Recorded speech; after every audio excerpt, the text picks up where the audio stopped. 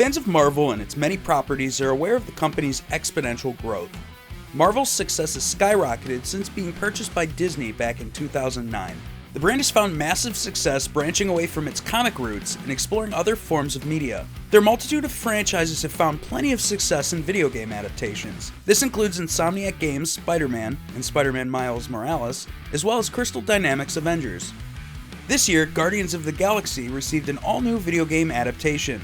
While the franchise did see an iteration in 2017's Telltale series, Eidos-Montréal's incarnation introduces a new but familiar take on the galaxy's mightiest heroes. Peter Quill, better known as Star-Lord, is our story's main protagonist. Raised human by his mother Meredith in the 1980s, it's revealed to Peter on his 13th birthday that he is half alien. That same day, his home is attacked by Chitauri warriors.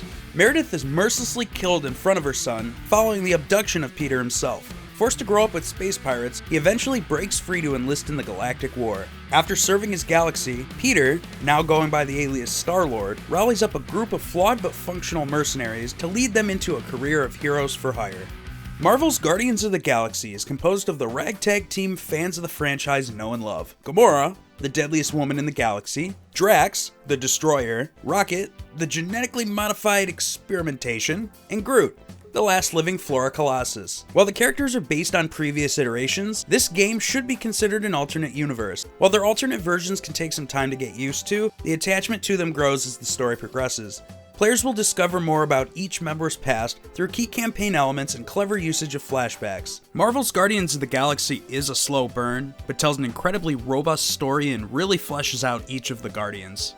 Taking place 12 years after the Galactic War, Marvel's Guardians of the Galaxy occurs later on in our heroes' camaraderie. These characters have a history together, which is made apparent by the team's constant bickering. The voice acting is top-notch and really gives each of the Guardians a lot of personality. This is great because our heroes will be exchanging dialogue constantly throughout the game. As the group's trusty leader, Star-Lord must often act as the peacekeeper.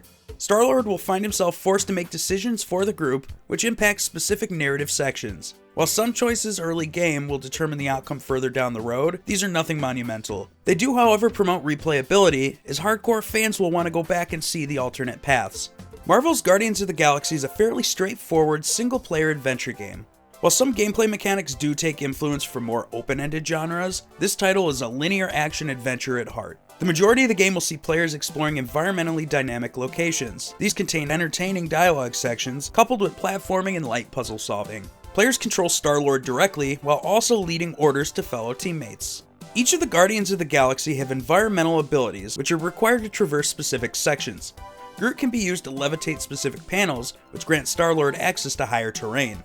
Drax's super strength can be used to clear passageways. Similarly, Gamora's versatility allows her to clear paths with her sword, as well as act as a bridge for Star-Lord to reach specific areas. Rocket, being the smallest of the crew, can enter cramped spaces and hijack security systems. Star-Lord's environmental blasters will also come into play, as they're required to solve specific puzzles. For example, early on, the element of ice will be unlocked, which must be used to create stable grounding for travel and freeze gaseous pipes. Star-Lord is also able to use his visor, which reveals mission objectives and hidden collectibles. One of the most useful collectibles found throughout the rich vistas is crafting components. Many of these are well hidden, making good use of the visor's alternate view. These components are used to unlock new perks as well as adjustments to Star-Lord's visor and environmental blasters. Contriving these upgrades can only occur at a crafting bench and with the assistance of Rocket. Crafting benches are spread throughout the game, but will almost always be available anytime the crew are back on their ship, which, might I add, is really worth exploring around. Each of the Guardians' rooms reveals some of their backstory and personality and are really great for lore building.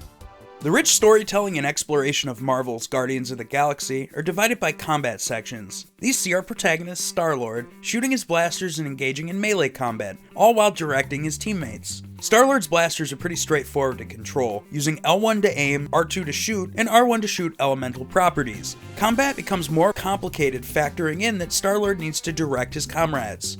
The other Guardians' abilities are accessed similar to how Star-Lord commands them outside of battle. Each of our heroes start out with one ability, with 3 additional ones being unlockable. These are obtained either through XP upgrades or through crucial story moments. Unfortunately, Marvel's Guardians of the Galaxy is plagued with some pacing issues. There are often long gaps between the more cinematic sections and the combat. While the game isn't lacking combat sections, their appearance is lacking in uniformity. At times, players will complete large sections without fighting a single enemy, whereas other sections may have the Guardians defeating various waves. The combat is woven into the story in a very natural way, but from a gameplay perspective, it's very inconsistent. Marvel's Guardians of the Galaxy features a very unique huddle mechanic. As the team defeats enemies in combat, they will fill up the huddle meter located in the bottom right of the screen. Once filled, pressing both L1 and L2 will call the team to a huddle up. Here the Guardians will exchange thoughts on the current fight at hand and look to Star-Lord for inspiration. Players are given the choice between two dialogue options, one which will hype up the team and another that will result in them reprimanding him.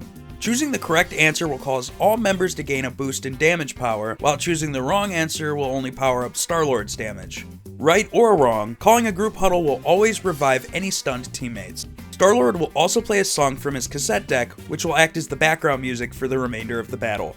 Let's talk about the game's soundtrack for a minute, cause it's pretty rad. It features a pretty robust collection of 80s hits. Including heavy hitters like a-ha's Take On Me or Bobby McFerrin's Don't Worry Be Happy were incredibly fitting to the world of Guardians of the Galaxy. Throughout all mediums of the franchise, Peter Quill is known for his love of music.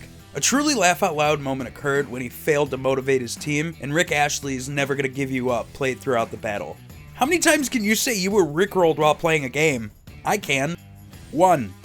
Fans of the series would agree that music is integral to the Guardians of the Galaxy IP, as it truly sets the mood. For those planning on streaming their gameplay, Square included a streamer mode, which replaces all licensed music with that of the fictitious band Star-Lord.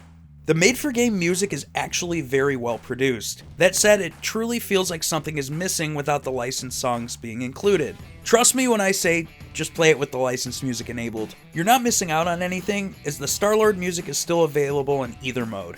As strong as the game's soundtrack is, the voice acting is very hit or miss. While much of the voice acting is well done, a few characters' voices sound incredibly similar. There were times where the dialogue between Star-Lord and Rocket were difficult to differentiate who was who without having the subtitles enabled. This issue isn't overly consistent, but does reoccur later in the game with some of the newly introduced NPCs.